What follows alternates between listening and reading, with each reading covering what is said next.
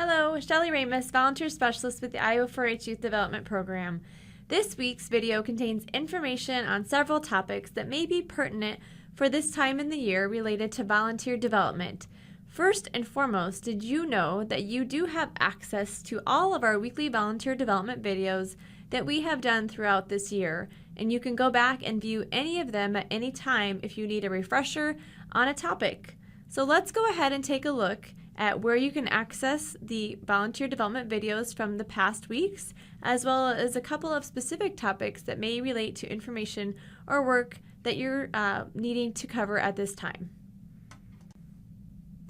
If you go to moodle.extension.iastate.edu, you will come to the Iowa State University Extension and Outreach Moodle homepage. From there, click on 4-H. Under Courses, click on 4-H Youth Development Staff Training. In this course, you will find the list of the weekly volunteer development videos that we have put together this past year. Now that you know how to access the past videos, let's talk about a few that may have information to revisit this time of year.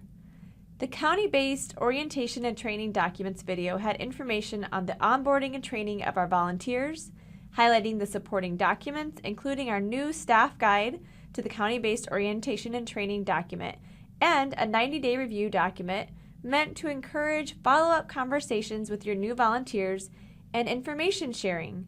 Many of your new volunteers are now several months into their new role.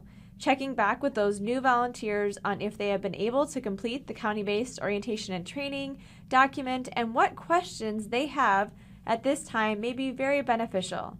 Also, if you've not yet used the 90-day checkpoint guide with your new volunteers, we encourage use of this document.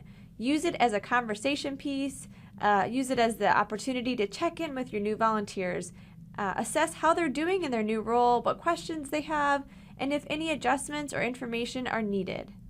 Lastly, as a reminder, all of the county-based orientation and training documents are on the volunteer management webpage as shown here. Another video that may be good timing to go back and review is the Annual Leader Training Online Tips and Resources video. We are halfway through February and many of the face-to-face annual leader trainings across the state have been completed.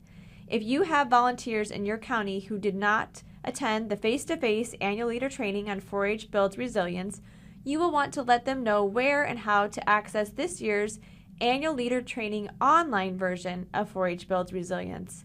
This video includes information on assisting your volunteers and where and how to access the training in 4-H Online, as well as a sample email in My Extension that you can send to your volunteers who are in need of completing the online training.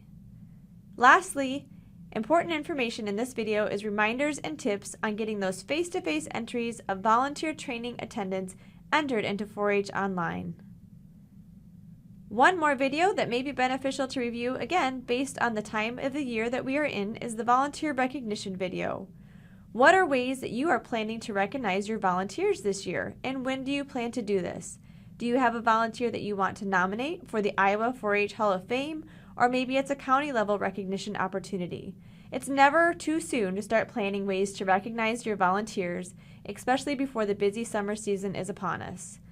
That is all for this week. Please let us know if you have any questions regarding accessing the Extension Moodle and the volunteer development videos from this year.